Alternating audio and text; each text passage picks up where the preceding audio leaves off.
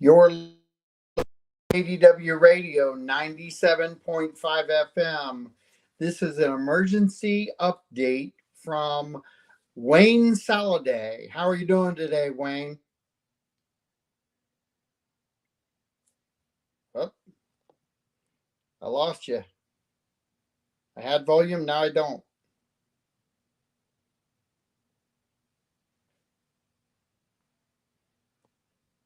Let me try something here real quick, Wayne.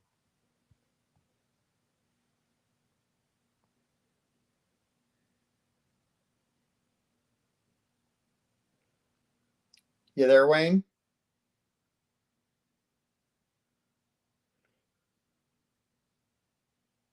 Go out and come back in.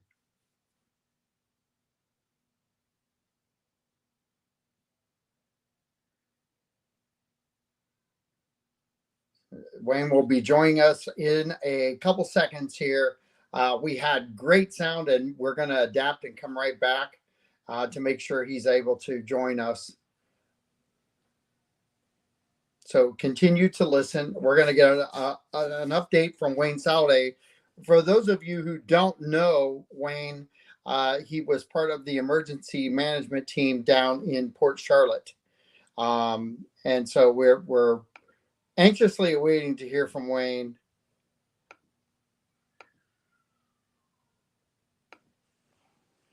Hey, Wayne, are you there? Yes, sir. You got me now? I do. That sounds great. Fantastic. Good. So give us a quick update on who you are, just for the listening audience. We have about 4 or 5 on right now on one streaming platform, but give us a quick update on who you are and why it's so important to listen to you and your history. Well, John, my background, I served as the emergency management director for Charlotte County for 30 years. At that time of my retirement, I was the longest serving director in any county in the state of Florida. I was in the first class of the Florida Emergency Management Hall of Fame. I have a master's degree in emergency management.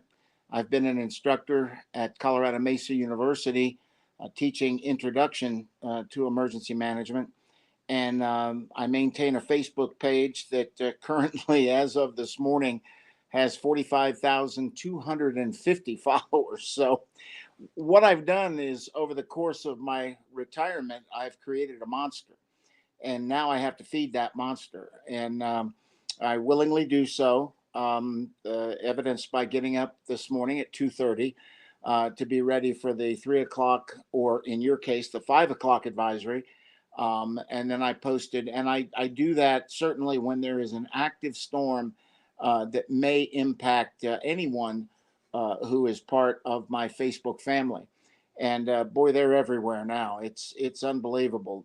I've got them up and down the eastern seaboard, Texas, up through and all the states between Florida and Texas, Louisiana, Alabama, Mississippi, and even people in the Caribbean. I have a number of friends in the Cayman Islands who are regularly in contact and letting me know what's cooking down there. So basically, it's here we go again. Yes. And I think the thing right at the outset, John, that we want to talk about is how big Helene is going to become. This is not Irma or Ian or Adelia or Debbie. It's not any of those. This is going to be a different type of hurricane. Now, people say, well, why? I mean, why is it going to be so big? Well, it has to do with atmospherics, and it has to do with the influences around it. And they also ask, how in the world is it going to go from 45 miles an hour today to 115 miles per hour in a little over 24 hours? I just put up an article, really good explanation of what the loop current is. Now, I don't know if you're familiar. You're nodding yes, so I guess you know that in the Gulf of Mexico, there's actually a pot of warm water out there that is significantly hotter than the waters around it. And when a tropical system reaches that loop current, it can intensify very, very quickly. It would not surprise me to see this become a stronger than 115 mile-an-hour storm. And because of its girth, because of the width that we expect with its storm, Yep. the thing that's really scary is people are going to look, as they should, they look at the cone of uncertainty.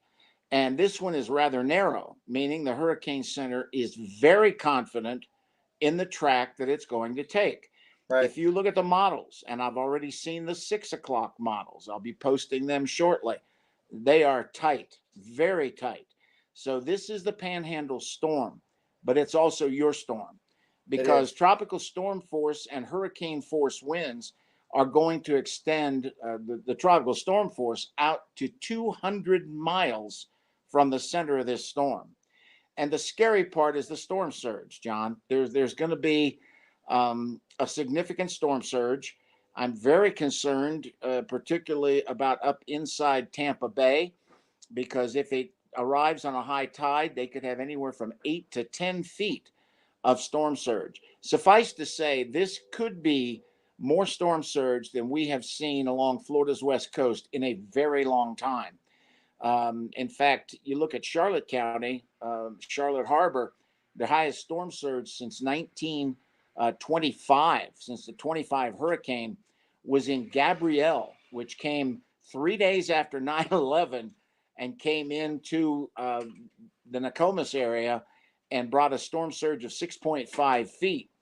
Now, people say, well, 6.5 feet, that's not that big a deal. No, unless you live at 4. And there are people that did live at 4 feet that had water throughout their homes.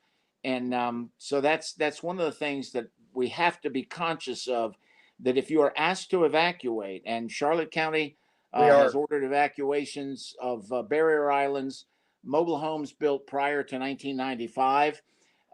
Some counties have already gone with a level A evacuation for their A zones, which is the lowest lying areas. And these need to be taken seriously, because you're talking about a life threat here if you don't listen. And if you just focus, and one of the problems we had back in Hurricane Charlie 20 years ago was that people focused on what we call the skinny black line. And that's where, in the hurricane updates from the Hurricane Center, you can actually click on that line and have it on the track. And if you hang your hat on that track or on that line, you've got problems, because anything that deviates or wobbles from that line could get you. And so that's why we have to be very conscious of not taking, again, not just the line, but the cone itself as gospel, because the impacts are going to extend far beyond the parameters of that cone. So the other thing is rainfall. Now, in Sarasota County, just to your north, they had horrific flooding in eastern Sarasota County on the other side, on the east side of I-75. And that was because it was a long duration rain that just wouldn't let up.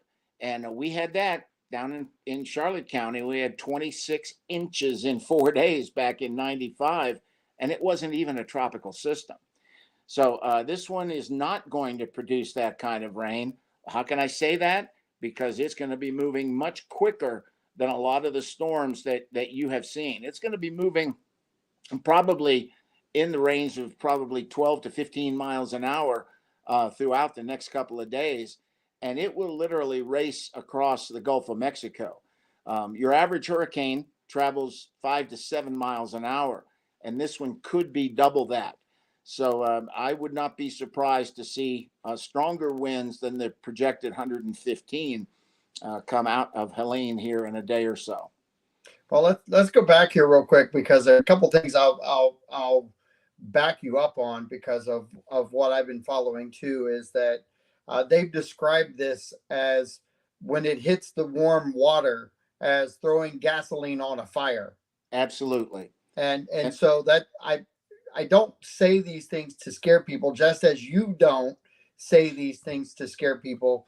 But preparation and being prepared at home is the key to this whole thing.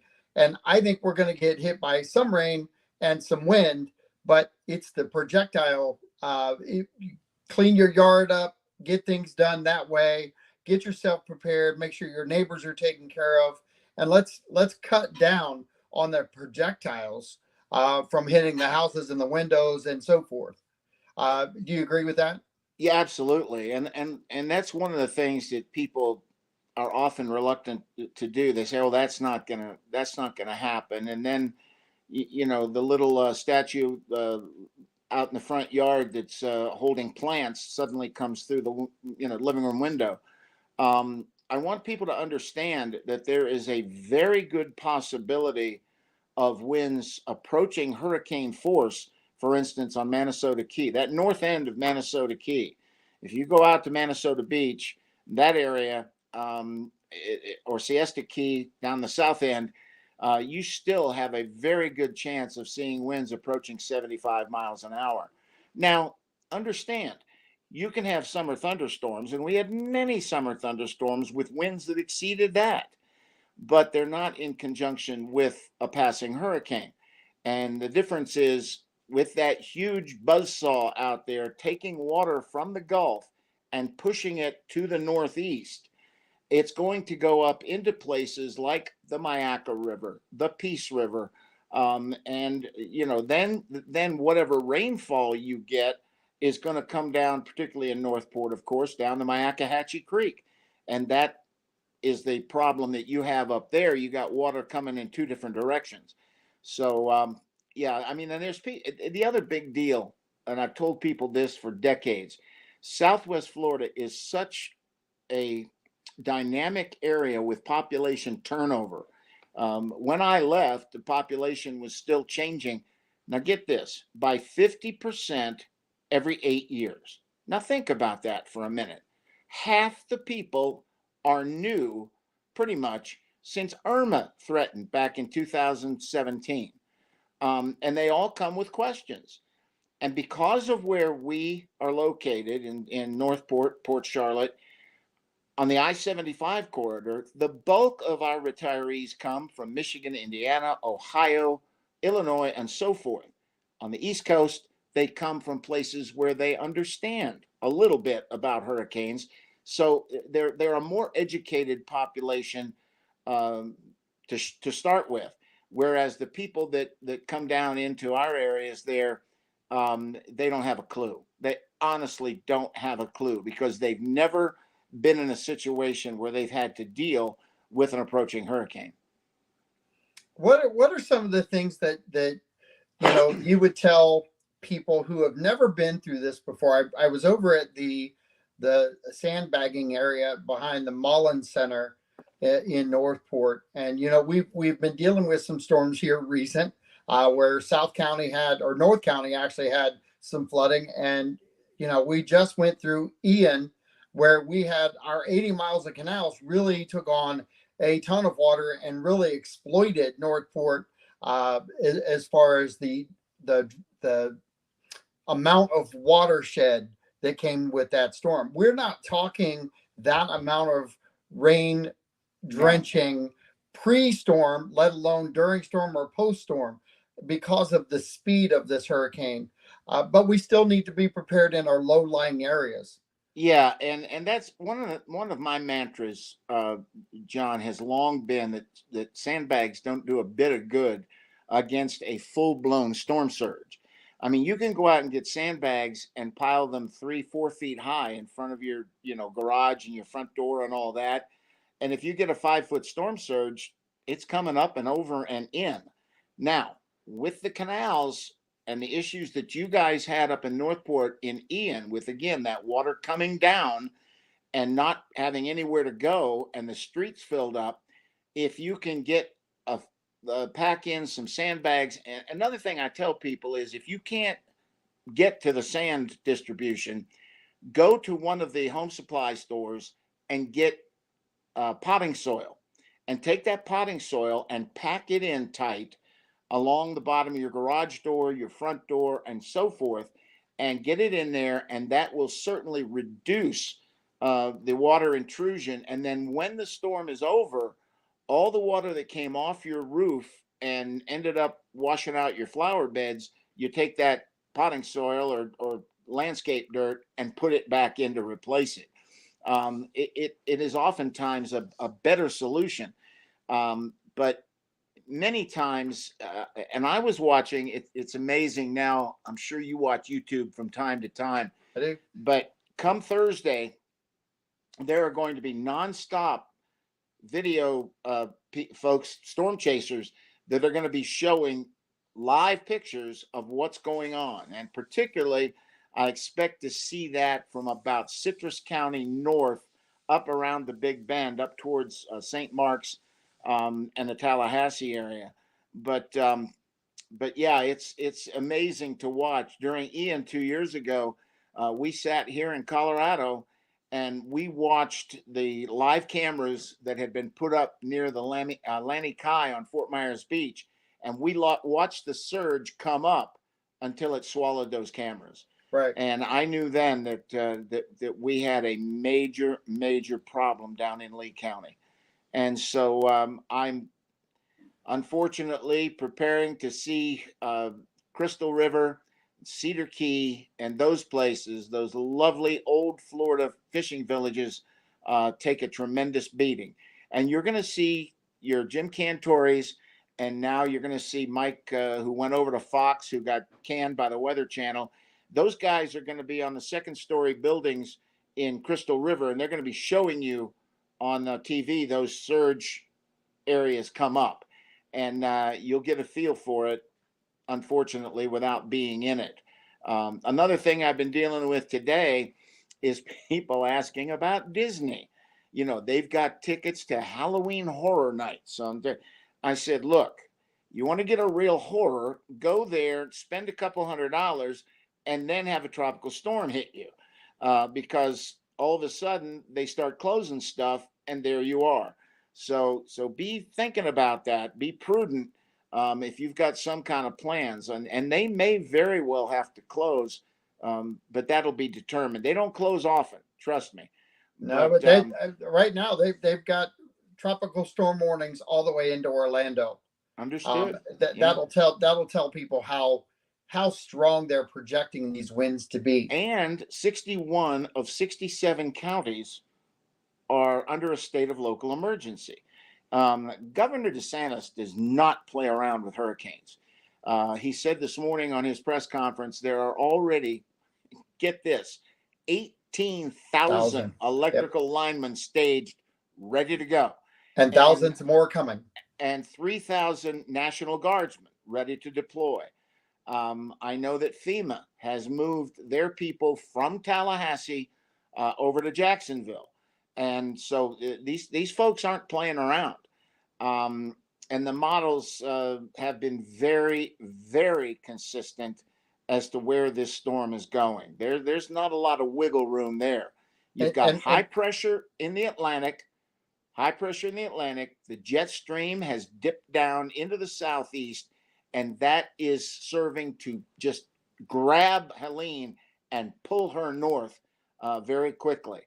And, you know, by the grace of God, for the sake of a couple 100 miles, she's not likely to have a direct impact on the Florida West Coast. This looks like a Big Bend storm by all accounts. I would love to see a couple western wobbles. Well, everybody would, most certainly. And you very well may see that. You may see the eye, once it gets to the point where it's trying to form an eye, you may see the eye form either east or west. And at that point, they will then begin initiating the tracks and the models from that particular spot. It wouldn't likely be too far one way or the other, but it could certainly be enough to increase the impacts to the Florida West Coast and West Central Florida overall. This has to be one of the most defined tracks that we've had in a long while. Yeah, it's when you look, and it's funny, you know, I post the spaghetti models once they're up, because those are, and it's hard for folks to understand when they don't have the kind of background that you do in my business, when they don't understand that these global models are not hurricane specific. They are used all over the face of the earth to determine what long-term weather is going to be. The hurricane models are specific to that particular part of the earth where that storm is. And when they all cluster, that's the word we use, when they cluster like that, and there's not some going off, willy nilly left and right, then there is a significantly strong confidence in the Hurricane Center's forecast. Another thing to watch is when that cone narrows, when it gets down to about like that, um, you know, I often, and I know, were you there in 2004 when Yep. Charlie came? Yep. Okay, I've had to deal now for over 20 years with the Charlie took a hard right turn and they told us he was going to Tampa crapola. Okay. Nobody told you he was going to Tampa other than some media like the Tampa Tribune, which said it's Tampa. And it wasn't, because Charlie was such he was not a well formed hurricane whatsoever. He was actually more like an EF3 tornado. He was very small, extraordinarily fast, moving 22 miles an hour through Punta Gorda. His inner eye core was only 5 miles across. The eye in this storm, and it's going to be interesting to see, some of the models I've seen indicate an eye that may be 50 miles across. So until that happens, we don't know. But Charlie, actually, because Florida's west coast, people think of Florida sticking out in these two bodies of water, the Gulf and the Atlantic. It's an oblique angle. The angle of Florida's west coast runs from southeast to northwest. And when that storm wobbled, and I've always described it as a semi hitting a smart car. When those winds aloft hit Charlie, they nudged him to the right. He was only 22 miles off track when he went up Charlotte Harbor and then up the Peace River into the heartland, over Wauchula, over uh, Lake Wales, and then on up to Orlando. There was not a hard right turn. The people get this image of, the Roadrunner cartoons where the Roadrunner goes and turns right. That wasn't what happened. And so we were under hurricane warning. I posted the hurricane warnings from the Hurricane Center at 2 o'clock on Thursday, the 12th of August in 2004. That was about 25 hours ahead of the storm's arrival. And a hurricane warning means, hey, Jack, you're going to get hurricane conditions. And, it might not be a direct hit, but you're going to get hurricane conditions. And I still heard this. Nobody told us. We didn't know. It came on us with no time. That's your fault. That's your fault. So I know I was telling my wife this morning as I watched the governor's press conference, we have come a very, very long way in the last 20 years. Well, he even said that. He's actually said that, like, in the last 10 years, we've made significant changes on our emergency planning, and we have got it down pat. There's still improvements that can be made, but I think they take great pride in the fact that they're honing in on the challenge of being prepared. Yeah, I was down there, John. My wife and I were down for our 50th high school reunion for Charlotte High 3 weeks after Ian 2 years ago. And we were invited to sit in on a press briefing at, God rest its soul, Hurricane Charlie's, which is no more. No more. But we were there with the governor that day. And I got to see in person how remarkable he was in dealing with that. And the funny thing about it was he was everything that Jeb Bush ever was to us. Jeb was the same way. And I've got to give Governor Scott credit. He had my cell phone on speed dial, and he'd call and say, "What do you need? How you doing?" And but Jeb was the same way. I mean, I'd get phone calls from him and he'd say, "Hi, Wayne, Jeb." It was because he came to visit us 7 times in the 3 months after Charlie hit us. So, there's nothing better than showing leadership by actually showing it, not talking about it. They've really stepped their game up across the state as far as our leadership within the state. And I think they've done a great job. And I think they're looking for even more solutions. I think they're Yeah. really solution driven when it comes to the backside of a hurricane and even the prep side of a hurricane. Another thing I heard the governor say today that really warmed my heart, John, he mentioned that every county under a state of emergency has at least one animal friendly shelter. Yes, he You know, did. there was a time we had no animal friendly shelters. It just wasn't done. And we were one of the Sarasota and Charlotte were two counties that led the way in making sure that we had some place to put pets. And it's critical these days because grandma and grandpa have their kitty and their puppy, and they're sitting at 6 feet above sea level. They're not going anywhere if they can't take the puppy or the kitty. Right. So having a place to put them and to be with them, and to their credit, most of your hotel chains now will, particularly in emergencies, will allow the pets to be with you. So I'm watching another update. They're constantly coming in, mostly from the Tampa Bay TV stations, but they're talking storm surge up in the bay, Tampa Bay, of 5 to 8 feet.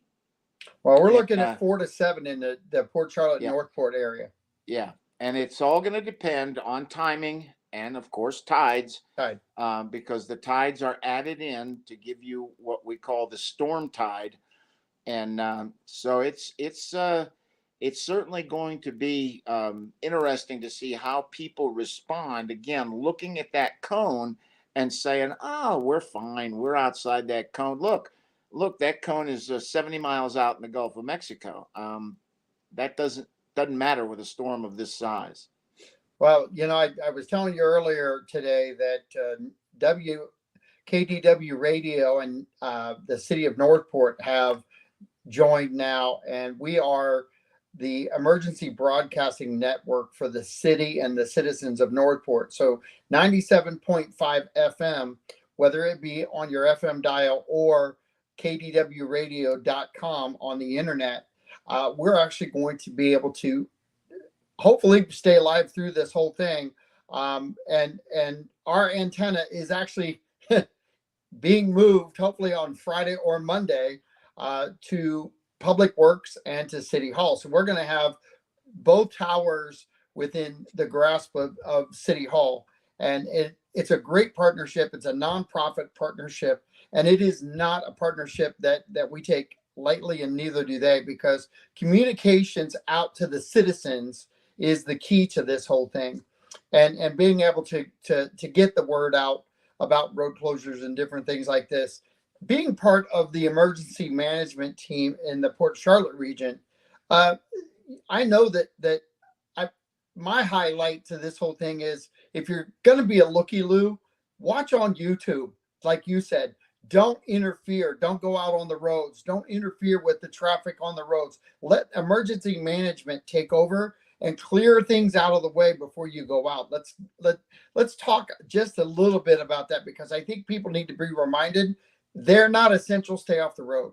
No, the public safety departments of each county now have high water vehicles, and that they can take into those neighborhoods where flooding is occurring. You generally, Mr. Joe and Jane citizen, you don't. And if you go out there in your Toyota Camry, you're going to flood and you're going to be stuck there. And then somebody's got to come and rescue you. So, should water come up and you are not in, don't feel like you're in a safe place, then you need to take personal accountability and you need to evacuate. Right. But, the thing is, you're absolutely right. There are too many people that they're like, well, let's go to the beach and see what it looks like out there. No, don't go to the beach. Like I told you before, go on YouTube and look at the pretty pictures of what's going on. Don't get in the way, because there's going to be people that have to be moved. Special needs clients are going to have to be moved. That's going to have to start early tomorrow for many of those folks, to get Yep. them into a place, particularly where there will be continuing electricity. That's always been one of the big problems that we've had, is to make sure that we have either a generator or a facility that we can go to. And we've had a remarkable working relationship over the years with Sarasota County. Now, there was a time when the four directors in Sarasota, Charlotte, Lee, and Collier counties, all four of us had 20 years experience. Wow. And there was no place in the state that was any stronger than the four Southwest Florida counties. Now, the one thing is, Sarasota County's emergency management director came from Lee County, and she took my dear friend Ed McCrane's position, and she has done very well. Very well. But again, Lee County has a new director. Patrick Fuller was my handpicked choice in Charlotte County, and Patrick has done a remarkable job of taking over, and the culture that we established. I had spent more than 30 years establishing a culture of preparedness and education. Public education was my bailiwick, and but it's heartening to see that down in Charlotte, everything from the county administrator to the fire chief to the emergency management director and his coordinator were all people that I really wanted to see in those positions. So I have great confidence down there. And I know that Sandra Topfomami will do a great job and is doing a great job for Sarasota County. She is, and I did an interview with her, and she's outstanding. Mm-hmm. I see us handling our business at the same level or better, and I think that you would agree.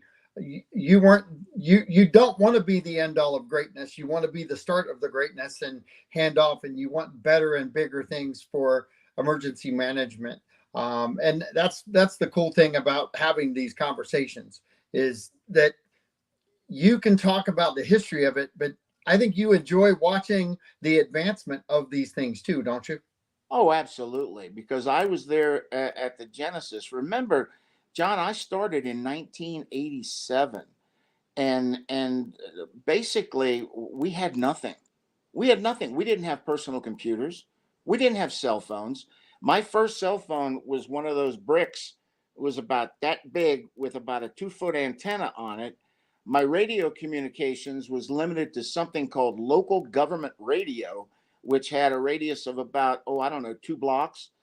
And I mean, and we had a mimeograph machine in our office. In fact, we got every emergency management office got from the state of Florida, got our first fax machines from the state, so that they could send out emergency declarations like they did this morning with the state of emergency, and then there it began, and everything since then has advanced from a technical perspective. In 1992, I'll never forget when we got down to Dade County when Andrew hit on August 24th. We formed a strike team in Southwest Florida, Lee, Collier, and Charlotte, and went down there to Florida City, and it was incredible, the lack of preparedness and the lack of understanding of, quite frankly, what had just hit them. They were fortunate that not more people perished in that. We took much of what we learned there to heart. I also had the opportunity to go with a Florida survey team and FEMA to Hurricane Hugo 2 years after I went on the job. I went to Sullivan's Island and Awanda and Kopahi, and I'll never forget the impression seeing that total and complete destruction of those barrier islands. It really made an impression on me. Sorry, go ahead. That's all right. No, I again, I'm so very pleased, and I keep very close touch, very close tabs on what's going on around the state. I told my wife a little while ago, I saw the director from Hernando County on from Brooksville. I said, I have no idea who that is. I go through the list. I go through the list now of emergency managers, and out of 67 counties, I think we're down to about 12 that were on the job. One of them is Collier County, that were on the job when I was there, and left in 2017. Um, one of the things that when I was getting my master's degree, I just kept telling people how important continuity is. It's become understood that it's very important in the fire service. You see fire chiefs, it's not as political as it once was, but the emergency management director has always been kind of a political thing. And I always tried to have enough gravitas and enough strength of relationships with my public, by doing hundreds of public speaking engagements every year, so that the county commission knew that if they didn't do what I asked them to do, I could leave. I would leave. And I threatened several times to do so, and they took me at my word. And so again, by the grace of God, I had 30 years at the helm, and trust me, that was enough. Yeah. Well, and you're still doing it today, and we're opening our EOC tomorrow at noon here in the city of Northport. This will be the first time that WKDW is part of the EOC. I'll be there, and I'll be going through my first stay over at City Hall, and be broadcasting from City Hall and giving updates to the citizens. I'm also going to bring in a couple different sources that you mentioned, which was FEMA, and the other one that is a big player when it comes to these things is SBA.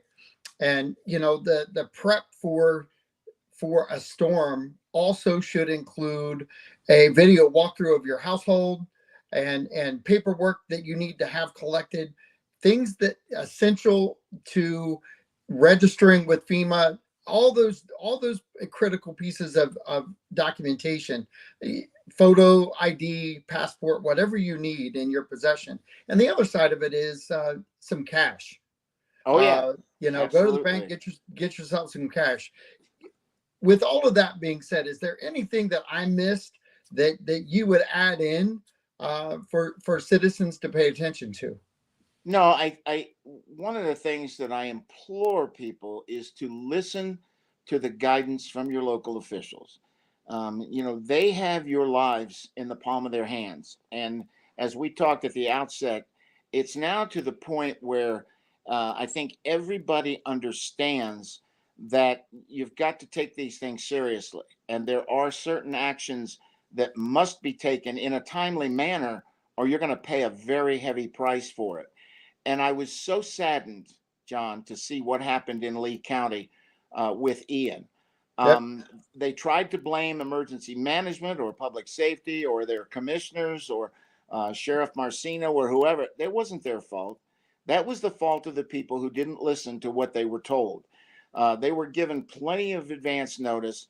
And what happened was the good old boy syndrome kicked in.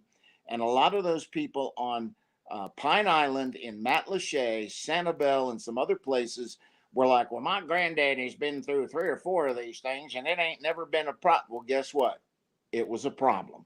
And the one time that it became a problem, they did not take the prior information and utilize it to their advantage, and they paid the ultimate price. And Yep. that's why there were so many deaths. More deaths than we had seen since, I believe it was since the 1933 or 35 Labor Day storm in the Florida Keys. It was that bad.